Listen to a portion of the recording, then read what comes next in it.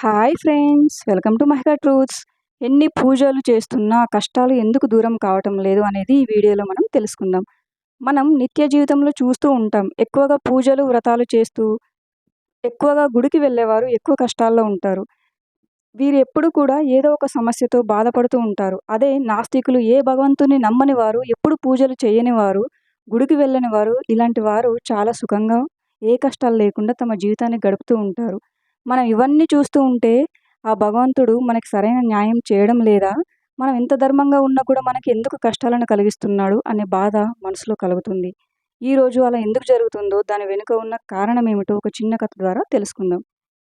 ఒకరోజు శ్రీకృష్ణ భగవానుడు అర్జునుడితో కలిసి సాయంత్రం వేళ విహరిస్తూ ఉండగా అర్జునుడు ఇలా అడుగుతాడు: ఓ దేవా, ఎక్కువ పూజలు వ్రతాలు చేసిన వారు ఎక్కువగా కష్టాలను దుఃఖాలను అనుభవిస్తున్నారు.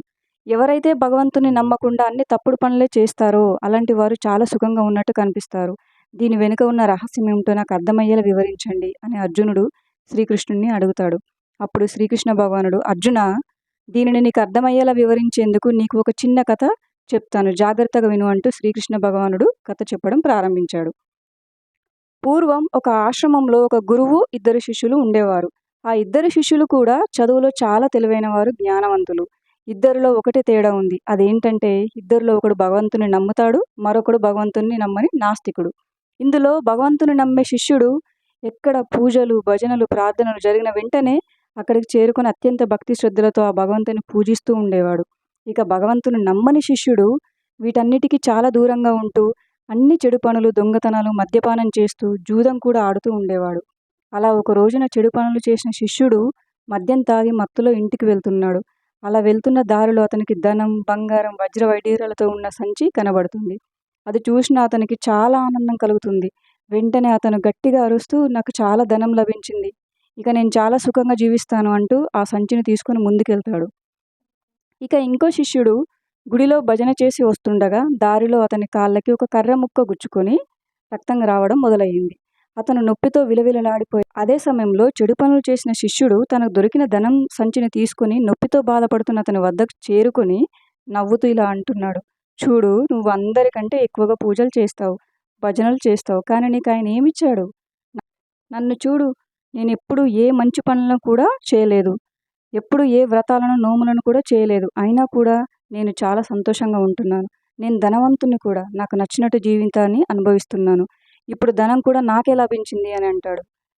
మంచి శిష్యునికి అతని మాటలు చాలా బాధగా అనిపించాయి. అతను మనసులోనే ఇలా ఆలోచిస్తున్నాడు: అతను నిజమే చెప్తున్నాడు కదా, నేను ఎన్నో పూజలు, వ్రతాలు చేశాను, అతను ఏమి చేయలేదు, అయినా కూడా అతను చాలా సంతోషంగా జీవిస్తున్నాడు అనుకొని ఇలా ఆలోచిస్తూనే గురువు వద్దకు చేరుకొని ఆ గురువును కూడా ఇదే ప్రశ్న అడుగుతాడు. అప్పుడు ఆ గురువు నవ్వుతూ: నాయనా, ఆ భగవంతుడు ఏది చేసినా మన మంచికే చేస్తాడు. ఎవరికి ఏది యోగ్యమైనదో దాని ప్రకారమే ఫలితాన్ని ఇస్తాడు. నీ సందేహం ఏమిటంటే ఒకే రోజున నీ కాళ్ళలో ముళ్ళు గుచ్చుకోవడం, అతనికి ధనంతో నిండిన సంచి దొరకడం, ఇదేనా నీ ప్రశ్న? ఇప్పుడు సమాధానం చెప్తాను, విను అని అంటాడు.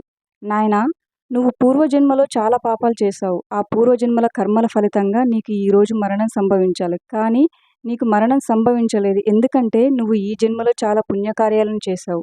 వాటి ఫలితంగా మరణం సంభవించకుండా కేవలం గాయంతోనే ముగిసిపోయింది. ఇక నీ మిత్రుడు పూర్వజన్మలో గొప్ప సాధువు. ఆ జన్మలో చేసిన పుణ్యకార్యాల వల్ల ఈ జన్మలో సుఖాలను అనుభవిస్తున్నాడు. ఈరోజు అతనికి చాలా ధనవంతునిగా భార్య అవకాశం ఉండే, కానీ ఈ జన్మలో అతను చేసిన పాపకార్యాల వల్ల అతనికి కేవలం కొద్దిపాటి ధనం మాత్రమే దొరికింది.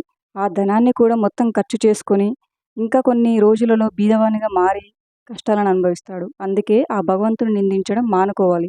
ప్రస్తుతం ఉన్న కాలం గురించి మాత్రమే ఆలోచిస్తూ మంచి పనులను చేస్తూ నలుగురికి సహాయం చేస్తూ ఉండాలి.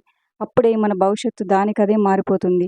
మంచి కర్మలే మానవుడిని గుర్తిస్తాయి అని ఆ గురువు వివరంగా చెప్పాడు. ఈ కథను విన్న అర్జునికి కూడా తనకున్న సందేహం పూర్తిగా తొలగిపోయింది. Thank you for watching friends. ఈ వీడియో కనుక మీకు నచ్చినట్లయితే ప్లీజ్ లైక్ చేసి మా ఛానల్ని సబ్స్క్రైబ్ చేసుకోవడం మర్చిపోకండి.